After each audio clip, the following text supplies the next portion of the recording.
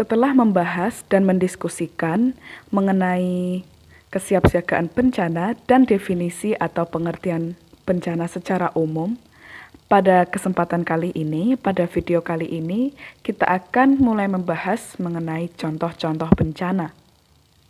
Yang pertama, gempa bumi. Kita sering mendengar istilah gempa bumi di berbagai media komunikasi atau sosial media. Dan di hari-hari terakhir ini ada wilayah atau daerah di Indonesia yang dilanda bencana gempa bumi. Jadi apa pengertian atau definisi dari gempa bumi? Gempa bumi adalah peristiwa pergeseran lapisan tanah secara tiba-tiba di bawah permukaan bumi. Berdasarkan pengertian tersebut, gempa bumi dibagi menjadi beberapa jenis. Yang pertama, gempa tektonik.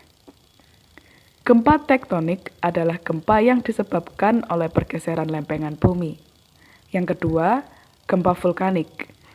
Gempa vulkanik adalah gempa yang disebabkan oleh pergeseran magma ke atas permukaan gunung berapi. Dan yang ketiga, gempa induksi.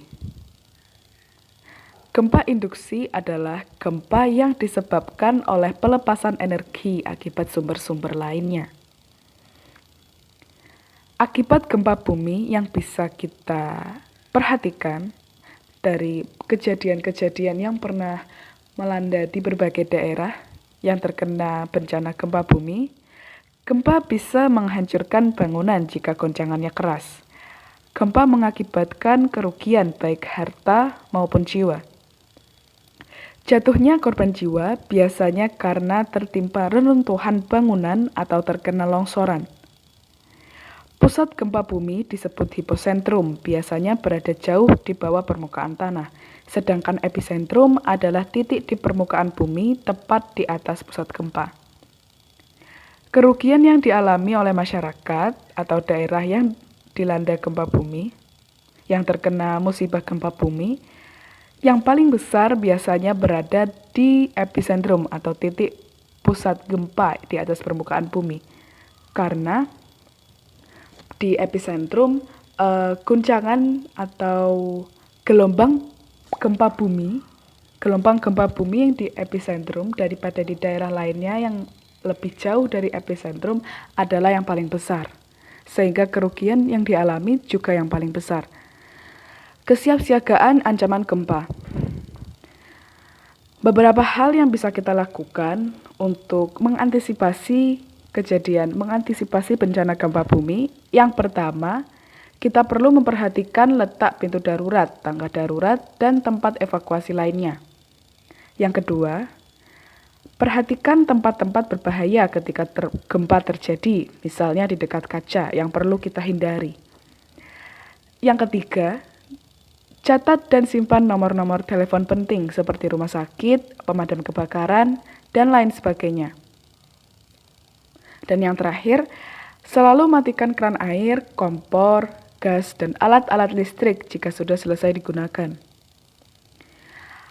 Apa yang bisa kita lakukan saat terjadi gempa bumi, saat kita tinggal di suatu daerah yang ketika saat kita tinggal dilanda gempa bumi? Yang pertama, jika kita berada di dalam rumah atau dalam suatu gedung, suatu bangunan, selamatkan diri sendiri dan keluarga. Berlindunglah di bawah meja atau tempat tidur dan lindungi kepala. Kita perlu memperhatikan meja atau tempat tidur tempat kita berlindung. Kita perlu memilih meja atau tempat berlindung yang kokoh. Jangan sampai itu malah membahayakan diri kita sendiri. Yang kedua, jika berada di luar rumah, lindungi kepala dan segera ke tempat terbuka. Tetaplah di sana sampai gempa mereda. Yang ketiga, jika berada di tempat umum, ikuti arahan dari petugas atau satpam, gunakan tangga darurat dan segera ke tempat terbuka. Ketika berada di dalam kendaraan, tetaplah tenang dan ikuti arahan dari petugas. Minta pengemudi kendaraan untuk menghentikan kendaraan dan segera ke tempat terbuka. Dan yang terakhir, jika berada di gunung atau pantai, Menjauhlah dari lereng atau pesisir pantai, bersegeralah ke tempat terbuka atau ke dataran tinggi. Setelah bencana gempa, apa yang harus kita lakukan setelah bencana gempa?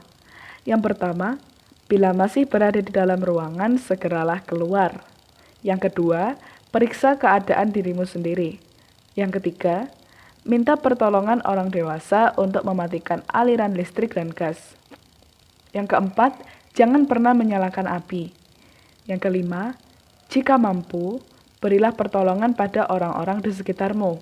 Dan yang terakhir, selalu simak informasi terkait bencana dari sumber-sumber terpercaya. Yang kedua, kita akan membahas mengenai banjir. Banjir merupakan peristiwa meluapnya air yang menggenangi permukaan tanah yang ketinggiannya melebihi batas normal. Banjir dapat disebabkan oleh curah hujan yang tinggi, badai, atau peristiwa alam lainnya. Akibat-akibat banjir yang bisa kita temui, yang pertama, hanyutnya benda-benda, kadang juga ternak dan manusia. Yang kedua, hancurnya bangunan akibat terjangan air. Yang ketiga, tanah longsor akibat pengikisan air. Yang keempat, epidemi penyakit seperti diare, DBD, dan lain sebagainya. Terhentinya kegiatan manusia. Dan yang terakhir, korban harta, benda, maupun nyawa. Kesiapsiagaan banjir. Apa yang perlu kita lakukan untuk mengantisipasi bencana banjir? Yang pertama, kenali lingkungan sekitar, lingkungan daerah tempat tinggalmu atau lingkungan di mana kamu berada, terutama pada jangka waktu yang lama. Apakah rawan banjir atau tidak? Jadi kamu perlu tahu lingkungan sekitar kamu itu rawan banjir atau tidak. Yang kedua, ketahuilah tanda-tanda terjadinya banjir seperti selokan air yang meluap dan sebagainya. Jadi ketika kamu melihat atau menyadari tanda-tanda tersebut terjadi di daerah sekitarmu, kamu bisa menyiapkan diri sendiri dan orang lain di sekitarmu untuk mengantisipasi apa yang perlu dilakukan untuk ketika terjadi banjir. Dan yang ketiga, ketahuilah tempat-tempat yang aman saat banjir terjadi, di mana kamu bisa menyelamatkan diri dan orang-orang di sekitarmu dari akibat-akibat yang dapat ditimbulkan dari bencana banjir. Kemudian, simpanlah surat-surat penting seperti sertifikat tanah dan sebagainya di tempat yang tidak terjangkau genangan air, dan siapkan penampungan air bersih. Tindakan tepat yang dapat kita lakukan saat kita atau daerah di sekitar kita dialami atau dilanda bencana banjir. Yang pertama, padamkan aliran listrik dan gas di rumah ketika air mulai menggenangi tanah. Yang kedua, gunakan alas kaki baik di luar maupun di dalam rumah. Yang ketiga, pindahkan barang atau perabotan ke tempat yang lebih tinggi dan tidak terjangkau genangan air. Yang keempat, selalu memantau informasi dari pemerintah atau sumber-sumber terpercaya. Yang kelima, jika ada himbauan untuk mengungsi, segera lakukan dengan tertib. Dan yang terakhir, selalu jaga kebersihan, hidup bersih dan sehat selama di pengungsian. Setelah banjir surut, yang bisa kita lakukan, yang pertama, hanya kembali ke rumah ketika situasi sudah dinyatakan aman. Yang kedua, sebelum masuk rumah, periksalah di sekitarmu apakah terdapat binatang berbahaya atau sesuatu yang membahayakan. Yang ketiga, jika mampu, bantulah orang lain seperti anak-anak atau orang lanjut usia. Yang keempat, periksa seluruh barang-barang, bersihkan dan cuci dengan sabun anti kuman. Yang terakhir, mengenai contoh-contoh bencana pada video kali ini, kita akan membahas mengenai tsunami. Tsunami adalah salah satu bencana yang disebabkan oleh kejadian alam, bukan oleh ulah manusia. Tsunami berasal dari bahasa Jepang, su yang artinya pelabuhan, dan nami yang artinya gelombang. Tsunami dikenal dengan gelombang pelabuhan karena daya menghancurkannya baru tampak ketika gelombang tersebut sampai ke pelabuhan atau pantai.